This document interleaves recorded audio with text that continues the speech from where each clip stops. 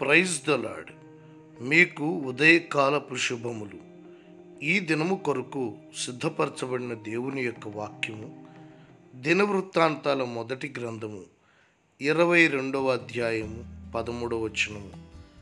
నీవు వృద్ధి పొందుదువు, ధైర్యము తెచ్చుకొని బలముగా ఉండుము అని సర్వశక్తిగల దేవుడు మనకు అభయమిచ్చి ధైర్యపరుస్తూ ఉన్నాడు.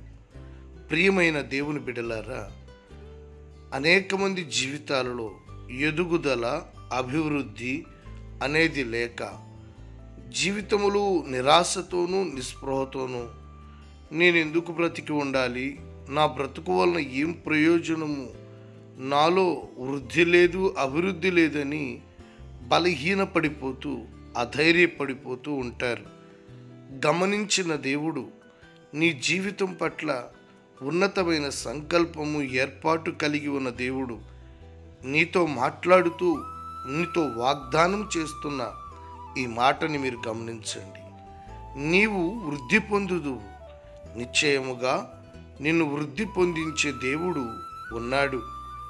పెద్దలు అంటూ ఉంటారు కదా, నారు పోసిన వాడు నీరు పోయక మానునా, మూతి పెట్టిన వాడు మేత పెట్టక మానునా.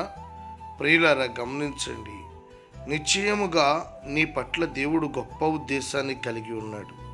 సహోదరుడా, సహోదరి, యవన బిడ్డలారా, మీ జీవితాలలో గొప్ప అభివృద్ధిని చూచునట్లుగా దేవుని యొక్క వాగ్దానాన్ని విశ్వసించండి. వృద్ధి పొందించే దేవుని వైపు విస్తారమైన విశ్వాసముతో ఎదురు చూడండి.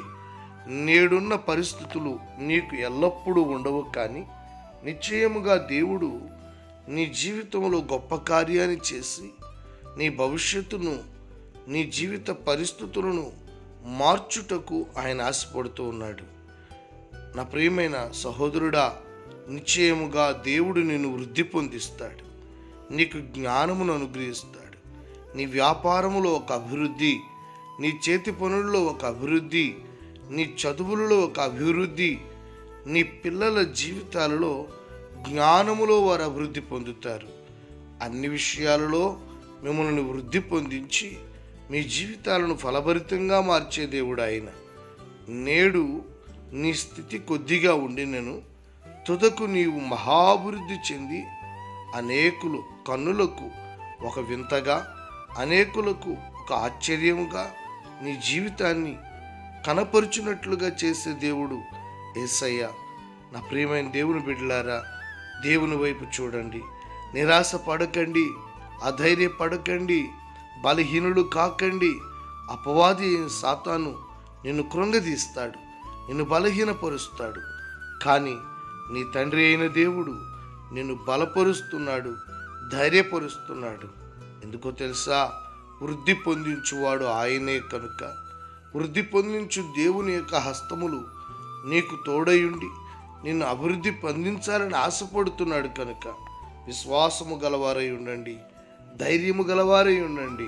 ప్రభువా, నా జీవితమును నీ చేతుల్లో పెడుతున్నాను, నన్ను వృద్ధి పొందించు తండ్రి అని దేవుని చేతులకు నిన్ను, నీ కుటుంబాన్ని, నీ పిల్లలను, నీకు కలిగిన యావత్తును అప్పగించు. నిశ్చయంగా దేవుడు నిన్ను వృద్ధి పొందిస్తాడు, క్రమక్రమంగా అభివృద్ధి పొందిస్తాడు, క్రమక్రమంగా వర్ధిల్లుతావు. దేవుని యొక్క దీవెనలు నీకు కలిగిన సమస్త విషయాలలో నువ్వు చూడగలుగుతావు. నిశ్చయముగా దేవుడు అట్టి కార్యములను నీ జీవితంలో చేయునుగాక, నిన్ను వృద్ధి పొందించునుగాక, నీకున్న ధైర్యాన్ని తొలగించునుగాక, నీకున్న బలహీన ఆలోచనలను దేవుడు నీ నుండి దూరము చేయునుగాక. అట్టి దేవునికి ఉదయకాలం ప్రార్థన చేద్దామా? ప్రేమగల తండ్రి, మహాగణుడు అయిన ప్రభువా, నీ మాటల చేత నీ ప్రజల్ని బలపరిచి ధైర్యపరుస్తున్నందుకు స్తోత్రం. వృద్ధి పొందలేక బలహీనపడి అధైర్యపడుతున్న నీ బిడ్డలను అన్ని విషయాలలో వృద్ధి పొందించండి. కుటుంబాలను, పిల్లల చదువులను, ఆర్థిక పరిస్థితులను, అనారోగ్య పరిస్థితులను దేవా విడిపించి, దేవా వారి జీవితాలలో గొప్ప అభివృద్ధిని, ఆశీర్వాదాన్ని అనుగ్రహించి మీకు సాక్షులుగా నిలబెట్టి ధైర్యపరచమని యేసు నామములో అడుగుతున్నాము తండ్రి. ఆమేన్. God bless you.